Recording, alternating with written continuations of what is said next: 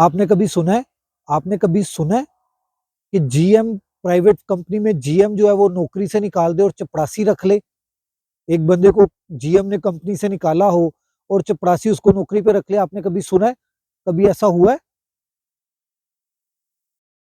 अस्सलाम वालेकुम दोस्तों, आप देख रहे हो वॉइस ऑफ पाकिस्तानी। मैं हूं मोहम्मद राशिद इकबाल कादरी। सबसे पहले लाखों करोड़ों दरूद आप सल्लल्लाहु अलैहि वसल्लम और आप सल्लल्लाहु अलैहि वसल्लम की आले पाक पर।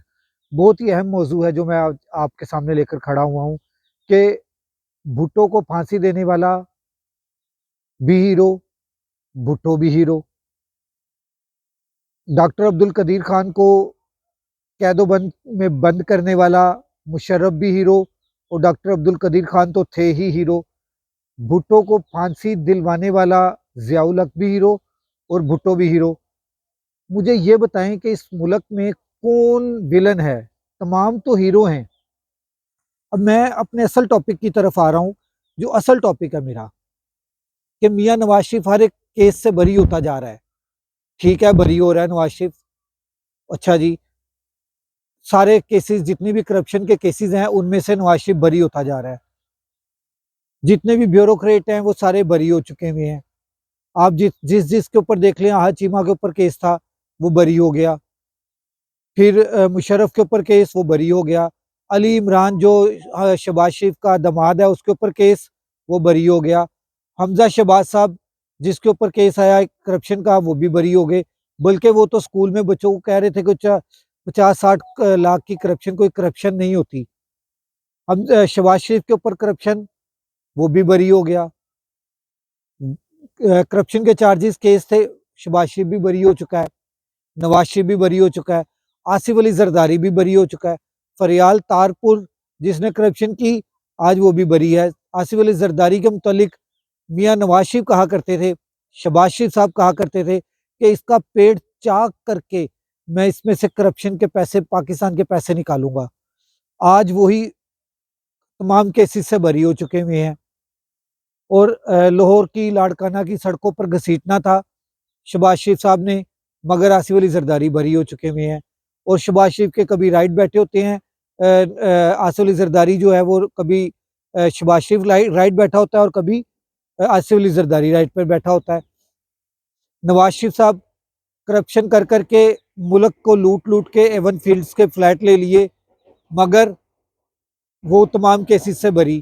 तो भाई करप्शन की किसने है? करप्शन फिर आपने की है, मैंने की है। एक हमारे मुअज़्ज़िज़ जज हैं, वो अपनी बीवी बच्चों के जिम्मेदार नहीं है, उन्होंने भी करप्शन नहीं की। तो करप्शन इस मुल्क का, हंसते बसते मुल्क का बेड़ा गर्क किसने किया है? इन सब ने तो नहीं किया। अदालतें कह रही हैं, बरी हो रही हैं, हर जगह से, हर तरफ से बरी हो गए हैं। तो फिर किसने किया आखिर?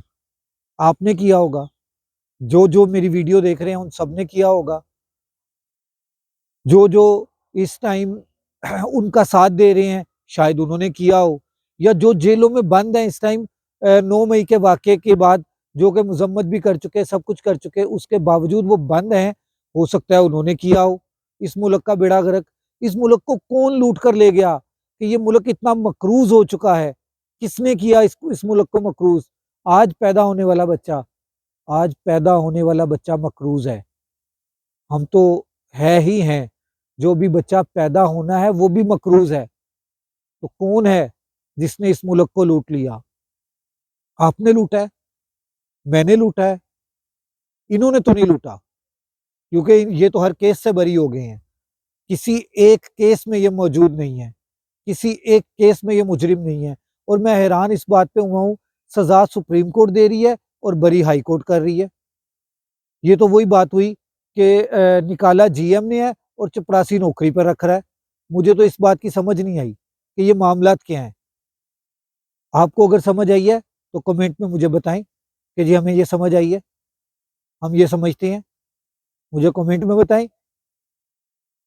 वीडियो को आगे शेयर जरूर किया करें। अगले व्लॉग तक मोहम्मद राशिद इकबाल कादरी को इजाज़त दीजिए। मैं आपके कमेंट्स के ऊपर अब व्लॉग बनाऊंगा।